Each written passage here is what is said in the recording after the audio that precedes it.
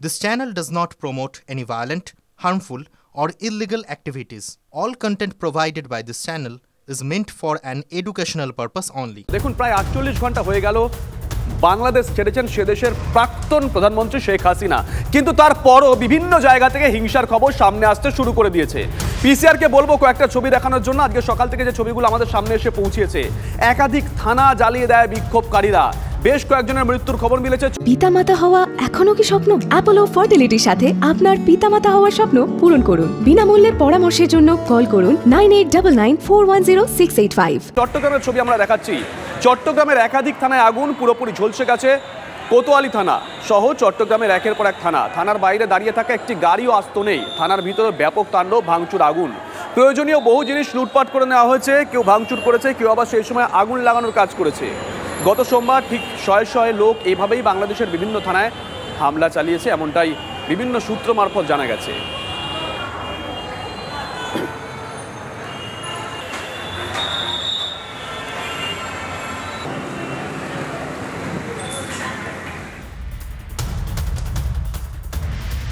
দেখুন এই ছবি যেমন আছে তেমন এমন ছবিও আছে যে ছাত্ররা তারা রাস্তায় দাঁড়িয়ে আছেন, তারা শান্তির বার্তা দিচ্ছেন, তারা রাস্তা পরিষ্কার করছেন। অর্থাৎ বিভিন্ন ছবি কিন্তু আমাদের সামনে আসতে ইতিমধ্যেই শুরু করে দিয়েছে। কিন্তু আমজনতার একটা বড় অংশ প্রশ্ন তুলছে যে এই উল্লাসের নামে উন্মত্ততা কেন? আমরা উত্তর খোঁজার চেষ্টা করি। এই মুহূর্তে আমাদের সঙ্গে রয়েছেন বাংলাদেশের বিশিষ্ট অভিনেত্রী আজমেরি হক বাঁধন। শুভজিৎ রয়েছি স্টুডিও, আপনাকে স্বাগত। বাঁধন, প্রশ্ন তো একটাই, এর আগে তো পৃথিবীর ইতিহাস ঘাটলে বহু দেশ স্বাধীন হয়েছে। অনেকে বলছেন আপনাদের দেশের বিভিন্ন বুদ্ধিজীবী মহল বা ছাত্রছাত্রীরা এটা আপনারা দ্বিতীয় স্বাধীনতা পেলেন, কিন্তু এই উন্মত্ততা কেন? তার আগে আসলে আমি একটু বলতে চাই এটার ব্যাকগ্রাউন্ড। অবশ্যই আমাদের এই আন্দোলনটা ছাত্র জনতার একটা আন্দোলন, যে আন্দোলন সফল হয়েছে এবং সফলতার মাধ্যমে বাংলাদেশ স্বৈরাচার মুক্ত হয়েছে, একজন স্বৈরাচারী শাসক থেকে মুক্তি পেয়েছে এবং সেই শাসক দেশ থেকে পালিয়ে গেছেন। আর এই ঘটনাগুলো ঘটার আগে আসলে কি পরিমাণে অত্যাচার, জুলুম এই স্টুডেন্ট গুলোর সাথে হয়েছে, সাধারণ মানুষের সাথে হয়েছে, সেই খবরগুলো যদি আসলে ইন্টারন্যাশনাল মিডিয়াতে বা আমাদের মিডিয়াতে, যেটাতে আমাদের গণমাধ্যমগুলো ভীষণভাবে প্রশ্নবিদ্ধ হয়েছে, তারা নানানভাবে অপমানিত, লাঞ্ছিত হয়েছে, বিকজ তাদের কোনো স্বচ্ছতা ছিল না। তারা সত্যি ঘটনাগুলোকে তুলে না ধরে সহিংসতার ঘটনাগুলোকে বেশি প্রায়োরিটাইজ করছিল এবং সেই জন্য কিন্তু তারা যথেষ্ট লাঞ্ছিত হয়েছেন। কারণ তাদের থেকে আমরা এটা আশা করিনি। তারা একদম নিশ্চুপ ছিলেন, তারা একেবারেই অন্ধের মতো শুধুমাত্র জড়বস্তু যেগুলোর ক্ষয়ক্ষতি হয়েছে, যেগুলো সহিংসতায় নষ্ট হয়েছে, সেগুলো নিয়ে তারা ব্যতিব্যস্ত ছিলেন। কিন্তু এতগুলো তাজা প্রাণ, রাষ্ট্র ছাত্রদের উপর গুলি চালিয়েছে এবং রাষ্ট্র গুলি চালিয়েছে 6 বছরের একটা শিশুর উপর। এরকম অনেক অসংখ্য শিশু মারা গেছে এবং এই সহিংসতায় অনেক পুলিশ সাংবাদিকও মারা গেছেন। এবং এই ঘটনাটা বাঁধন একটু যান্ত্রিক গোলযোগ হচ্ছে। হ্যাঁ, হ্যালো, হ্যাঁ বলুন বাঁধন। জি, এবং আমি এটা আমার এটা একটু বলতে হবে এই জন্য, কারণ আমি আসলে সব নিউজই আসলে ফলো করছিলাম, বাট ঢালাও ভাবে আমাদের দেশের গণমাধ্যম যেরকম অন্ধত্ব গ্রহণ করেছে, কিছু কিছু ক্ষেত্রে যেটা দেখা যাচ্ছে যে আমাদের প্রাক্তন যে প্রধানমন্ত্রী, যিনি এখন দেশ ছেড়ে পালিয়ে গেছেন, তিনি যে ন্যারেটিভটা দিচ্ছেন বেশিরভাগ জায়গায় সেই ন্যারেটিভটাকেই উল্লেখ করা হচ্ছে। আপনি যদি গত 2 দিন আপনার তিনি তো আসলে শুধুমাত্র একদিন দুদিনের জন্য এই স্বৈরাচারী সিস্টেমটাকে চালু করেননি, উনি 15 বছর ধরে এই কাজটা করেছেন। সো যার জন্য প্রত্যেকটা সিস্টেম কিন্তু প্রশ্নবিদ্ধ এবং এখন যারা আছেন, এখন যারা দায়িত্বে আছেন, তাদেরকে নিয়েও কিন্তু অনেক ধরনের সন্দেহ এবং মানে তাদের উপরে কিন্তু আমাদের কোনো আস্থা নাই। কারণ হচ্ছে তারা একেবারেই, আমরা জানি যে প্রকাশ্যেই তারা আসলে তার পক্ষের লোকই ছিলেন এবং গত 2 দিন যাবত স্টুডেন্টরা রাস্তা সামলাচ্ছে, গত 2 দিন যাবত স্টুডেন্টরা মন্দির পাহারা দিচ্ছে, মসজিদ পাহারা দিচ্ছে। আপনার সোশ্যাল মিডিয়া আমি ফলো করলাম, আপনি সোশ্যাল মিডিয়ায় এই ছবিগুলো পোস্ট করেছেন যে ছাত্রছাত্রীরা রাস্তায় নেমে এসেছে, তারা ট্রাফিক সামলাচ্ছে, তারা রাস্তা পরিষ্কার করছে, ঠিক এই ছবিগুলো আপনি পোস্ট করেছেন। আবার বাঁধন এটাও ঠিক যে আপনি যে আন্দোলনকে সমর্থন করেছিলেন সেই আন্দোলনের রূপ যে এইরকম হতে পারে সেটা কি আঁচ করতে পেরেছিলেন? দেখেন, যে কোনো অভ্যুত্থানে, গণ অভ্যুত্থানের পরবর্তী যে ট্রানজিশনাল পিরিয়ডটা থাকে সেটা খুবই কনফিউজিং থাকে। এটা সবগুলো অভ্যুত্থানই যদি আপনি স্টাডি করেন আপনি দেখতে পাবেন, এবং আমাদের দেশের জন্য সেটা আলাদা কিছু হবে না, কারণ 15 বছরে মানুষের পুঞ্জীভূত ক্ষোভ, তাদের উল্লাসের সাথে কিন্তু সেই ক্ষোভগুলো বের হচ্ছে। এবং কিছু সুবিধাবাদী লোকজন তো আছেনই যারা আসলে লুটপাট করছেন। তারা মনে করছেন যে আপনি যদি দেখবেন যে একটা অ্যাক্সিডেন্ট হলো, অনেক সময় মানুষটা মারা যাচ্ছে, এটা কি আন্দোলনটাকে কলুষিত করছে না? আন্দোলনটাকে আসলে কিছুটা ভাবে, আমরা এগুলো যে অপ্রত্যাশিত ঘটনা তা নয়, কিছুটা ভাবে তো আসলে এটা এফেক্টেড হচ্ছে, কিন্তু আমি মনে করি ছাত্র জনতার যে বিজয় হয়েছে তা কোনোভাবে কলুষিত হচ্ছে না এই ঘটনাগুলো দিয়ে। বেশ, আপনি যেহেতু নিজে আন্দোলনকে সমর্থন করেছিলেন, সোশ্যাল মিডিয়া পোস্ট করেছিলেন, রাস্তায় নেমে এসেছিলেন, বাঁধন আপনাকে সরাসরি একটা প্রশ্ন করি। ওই আন্দোলনে একটা পোস্টার আমরা দেখেছিলাম, সোশ্যাল মিডিয়ার মাধ্যমে ভাইরাল হয়েছিল পোস্টারটা। ছাত্ররা যদি রাজাকার, দেশটা কার, ইন্ডিয়ার, এই ধরনের পোস্টার কেন? আচ্ছা, এইটা আমি বলি, আমার কাছে একটা জিনিস খুব মানে অকওয়ার্ড লাগে। আমি যেহেতু অভিনয় করি, সেটা হচ্ছে যে আমি কিন্তু বাংলাদেশে কাজ করেছি, আমি কলকাতায় কাজ করেছি, আমি বিশাল ভারদ্বাজের মতো একজন ডিরেক্টরের সাথেও কাজ করেছি। সো আমার কাছে মনে হয় যে এই যে পলিটিক্যালি আমরা যে একটা বিদ্বেষের রাজনীতিতে বিশ্বাস করি, আমরা প্রতিহিংসার রাজনীতিতে বিশ্বাস করি, এই জায়গাটা থেকে আমাদের বের হয়ে আসতে হবে।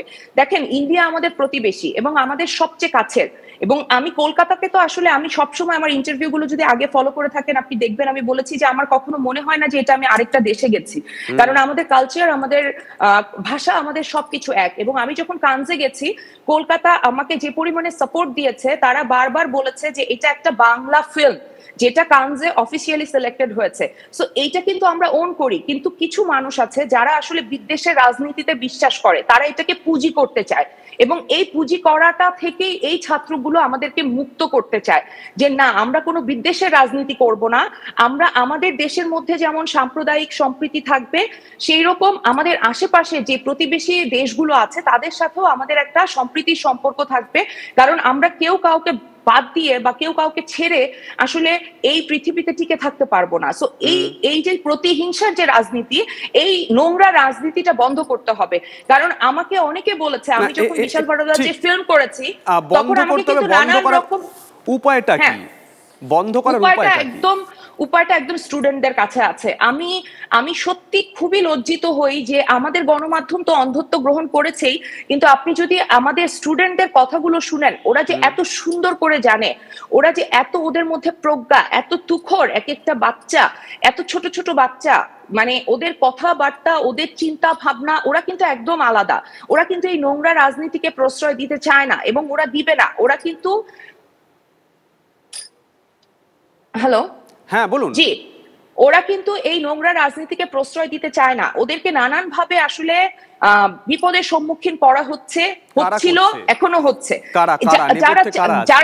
যারা আসলে এই আন্দোলনটাকে সফল হয়ে যাবে এটা তো আসলে বেশিরভাগ মানুষই কল্পনাই করে নাই, কিন্তু যারা মানে এটা হয়ে যেতে পারে এরকম আশঙ্কাও করেছিল, তারাও চায়নি যে আসলে এই আন্দোলনটা সফল হোক। কিন্তু স্টুডেন্টদের, তারা কি কোনো সংগঠন, কোনো রাজনৈতিক দল আপনাদের দেশের? রাজনৈতিক দল তো হতেই পারে, কারণ এই আন্দোলন সফল হলে একটা পুরো স্বৈরাচারী শাসকের পতন ঘটবে। তো এটা তো অবশ্যই সবার জন্য একটা থ্রেট ছিল, এবং যে স্টুডেন্ট গুলো আসলে কথা বলছে তারা কিন্তু আমাদের ফিউচার, তারা আমাদেরকে পথ দেখাচ্ছে, তারা তাদের একটা কিন্তু অন্তর্বর্তীকালীন সরকার কেমন দেখতে চায়, তারা কিন্তু সেটার রূপরেখাও আমাদের মাননীয় রাষ্ট্রপতির কাছে হস্তান্তর করেছে, এবং তারা প্রধান হিসেবে কাকে দেখতে চায় তার নামও প্রস্তাব করেছে, ডক্টর মোহাম্মদ ইউনূসের নাম, এবং তারা তাদের মতো করে স্টেপ গুলো নিচ্ছে, এবং আমরা সাধারণ জনগণ আসলে তাদের কাছে কৃতজ্ঞ। আমার প্রশ্ন বাঁধন খুব পরিষ্কার। ছাত্র আন্দোলন আপনি সমর্থন করেছেন, ছাত্র আন্দোলন কয়েকদিন চললো, শেখ হাসিনা ওখান থেকে দেশ ছাড়লেন, তারপরে ওই 48 ঘন্টার কথাটা বারবার বলছি, সেখানে জাতির জনক আপনাদের দেশের বঙ্গবন্ধু, তার মূর্তি ভাঙা হচ্ছে, সরকারি সম্পত্তি লুট করা হচ্ছে। এই ছবিগুলো যে দেখতে হচ্ছে, এই ছবিগুলো কেন দেখতে হবে? একটা ফিল্টার তো দরকার। একেবারেই অনেস্টলি আপনাকে বলি, বঙ্গবন্ধু আমাদের সবার। বঙ্গবন্ধু কিন্তু শুধু আমাদের প্রাক্তন মাননীয় প্রধানমন্ত্রীর বাবা না, উনি আওয়ামী লীগের না, উনি কিন্তু বাংলাদেশের, উনি বাংলাদেশের জাতির জনক। উনি আমাদের বঙ্গবন্ধু। ওনাকে যেই শ্রদ্ধাটা, যে রেসপেক্টটা আমরা দেই বা দিতে চেয়েছি, সেটা সম্পূর্ণরূপে ধ্বংস করেছেন তার সন্তান, তার কন্যাদ্বয়। তো এই ধ্বংস করার পেছনে তাদের হাত ছিল। যা হয়েছে সেটা অবশ্যই খুবই একটা ঘৃণিত কাজ হয়েছে, কিন্তু এই সিচুয়েশন পর্যন্ত আসার জন্য এই যে সরকার হয়েছে, সেই সরকার এই সিচুয়েশন পর্যন্ত বাংলাদেশের মানুষকে এনেছে। অবশ্যই এটা ঘৃণিত কাজ, এবং আমি আপনাকে বলছি, বাংলাদেশের মানুষ এখনো বিশ্বাস করে বঙ্গবন্ধু তাদের জাতির পিতা, এবং আমি পার্সোনালি এটা অবশ্যই বিশ্বাস করি যে বঙ্গবন্ধু আমার দেশকে স্বাধীন করেছে। তো তার জায়গা কোনোদিনও এইভাবে অসম্মানিত হওয়া সে কোনোভাবেই সে ডিজার্ভ করেন না। এটা ভীষণ ঘৃণিত কাজ, এটাতে আমি কোনোভাবেই সাপোর্ট করছি না। কিন্তু আমি এটা বলছি না যে এই ঘটনাটা আসলে একদিনে ঘটেছে। এই ঘটনা ঘটানোর জন্য 15টা বছর আসলে ওনারা চেষ্টা করেছেন। 15 বছর চলে গেল, বাকি বছরগুলো কিভাবে যাবে? বাঁধন, কি মনে হয় আপনার ভারতের সঙ্গে সম্পর্ক? আমার প্রতিবেশী রাষ্ট্র, আমি মনে করি আমরা প্রতিবেশী হিসেবে যেভাবে সৌহার্দ্যপূর্ণ ভাবে থাকা যায় সেই রকম ভাবেই থাকবো। কারণ ডেফিনেটলি ভারত হোক, সেটা ভুটান হোক, সেটা নেপাল হোক, মায়ানমার হোক, সবাই আমাদের প্রতিবেশী। তাদের মধ্যে অবশ্যই একটা সাম্যাবস্থা বজায় থাকবে, তাদের ক্ষমতার সাম্যাবস্থা থাকবে, তাদের যে কোনো চুক্তির সাম্যাবস্থা থাকবে। আমি আশা করি যে এই সম্পর্কটা আরো অনেক বেশি মজবুত হবে এবং সুন্দর হবে। এই আশা আমি করি, অবশ্যই করি। আপনি ছাত্রদের কথা বলছিলেন, ছাত্রদের অনেক ফেসবুক হ্যান্ডেল থেকে তো ভারত বিরোধী পোস্টও করা হচ্ছে। এই জিনিসটাকে আপনারা যেভাবে ফোকাস করছেন সেটা কিন্তু আমাদের দেশে এইভাবে ফোকাসড না। আমরা কিন্তু আমাদের দেশটাকে ভালোবাসি। আমাদের ছাত্রগুলো জানে যে এই দেশটা আমার, এই দেশটা আমাদের রক্ষা করতে হবে, সংস্কার করতে হবে। তারা তাদের কাজটা করে যাচ্ছে। এখন ধরেন আপনার একই জায়গার 10 রকমের চিন্তার মানুষ থাকবে, আপনি 10 রকমের চিন্তার মানুষের চিন্তাকে কিন্তু বন্ধ করতে পারবেন না। কিন্তু যদি কেউ তার দেশের উন্নয়ন চায়, তবে অবশ্যই সে চাইবে যে তার প্রতিবেশী রাষ্ট্রের সাথে তার একটা সাম্যাবস্থা এবং শক্তির একটা সাম্য সবসময় বজায় থাকুক। খালেদা জিয়ার সময় কি সম্পর্ক খুব ভালো ছিল? সেটা নিয়ে আসলে আমি কোনো মন্তব্য করতে পারছি না। আমি বলতে চাচ্ছি যে ভবিষ্যতে যে সরকার আসবে, আমরা আশা করছি, আমরা তাদের কাছে এই আশাটাই রাখছি যে আমরা যাতে আমাদের আশেপাশের সমস্ত দেশের সাথে একটা সাম্যাবস্থায় থাকতে পারি, শক্তির সাম্যাবস্থা, চুক্তির সাম্যাবস্থা, যে কোনো কিছুতে আমরা যাতে আমাদের অধিকারটা ঠিক করে বুঝে পাই এবং আমরা একটা সাম্যাবস্থায় থাকি। সেটা ভবিষ্যতে যারা আসবে, কারণ যারা আগে ছিলেন, অতীতে ছিলেন, তাদের ভুল ত্রুটি ছিল, তাদের অনেক অর্জনও ছিল। ডেফিনেটলি অর্জনও থাকে একটা, যে কোনো সরকার শুধু যে তার অন্যায়টাকেই আমরা তুলে ধরছি এরকম না, তাদের অর্জনও আছে। কিন্তু সেগুলোকে কিন্তু সংশোধন করেই পরবর্তী স্টেপটা নিতে হয়। আমরা যদি মনে করি যে পেছনের এক্সাম্পল গুলোই বারবার দিতে থাকবো, সেটা আমাদেরকে এগিয়ে নিবে না, বরং আমাদেরকে পিছে টেনে ধরবে। মানুষ পরিবর্তনশীল। আমি মনে করি যে মানুষের চিন্তা, মানুষের মনন অবশ্যই পরিবর্তনশীল, এবং সেগুলো আমাদের বাচ্চাগুলো দেখিয়ে দিয়েছে যে আমরা জেনারেশন, আমি আমার 40-41 বছর বয়স, আমি যেরকম ভাবে চিন্তা করতে পারি, এই বাচ্চাগুলো তার চাইতে অনেক স্মার্টলি চিন্তা করতে পারে। তো যাদের বয়স আমার চাইতেও বেশি, তাদের চাইতে অনেক স্মার্টলি এই বাচ্চাগুলো চিন্তা করছে, কারণ এরাই দেশটা চালাবে, কিন্তু এরা দেশের ভবিষ্যৎ, এরাই ভবিষ্যতে দেশটাকে। আপনি বাঁধন যেমন সামাজিক ইস্যুতে মন্তব্য করেন, সামাজিক ইস্যুতে মন্তব্য করতেন রাহুল আনন্দ।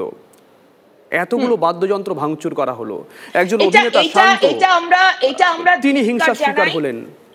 এটা আমরা ধিক্কার জানাই। এটার পেছনের যে ঘটনাটা আমি যেটা শুনেছি, সেটা আসলে খুবই দুঃখজনক। এটা আমি একেবারেই ধিক্কার জানাই, এবং এটা একটা ঘৃণিত কাজ হয়েছে। কারণ রাহুল দা হচ্ছে আমাদের দেশের, উনি একটা প্রাণের মানুষ। উনি কিন্তু এরকম না যে ওনাকে এই গোষ্ঠী পছন্দ করে, এই গোষ্ঠী পছন্দ করে না। উনি এমন একটা মানুষ যাকে প্রত্যেকটা মানুষ তাকে মনে করে যে সে আমার প্রাণের মানুষ, কারণ সে শুধু একজন ভালো গায়কই নন, সে একজন ভালো মানুষও।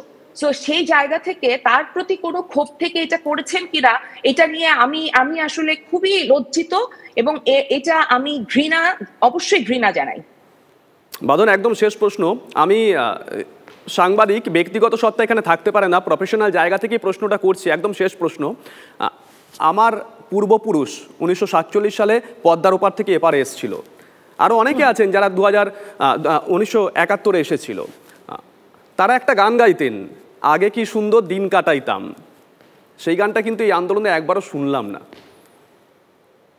কারণ দিনগুলো সুন্দর ছিল না।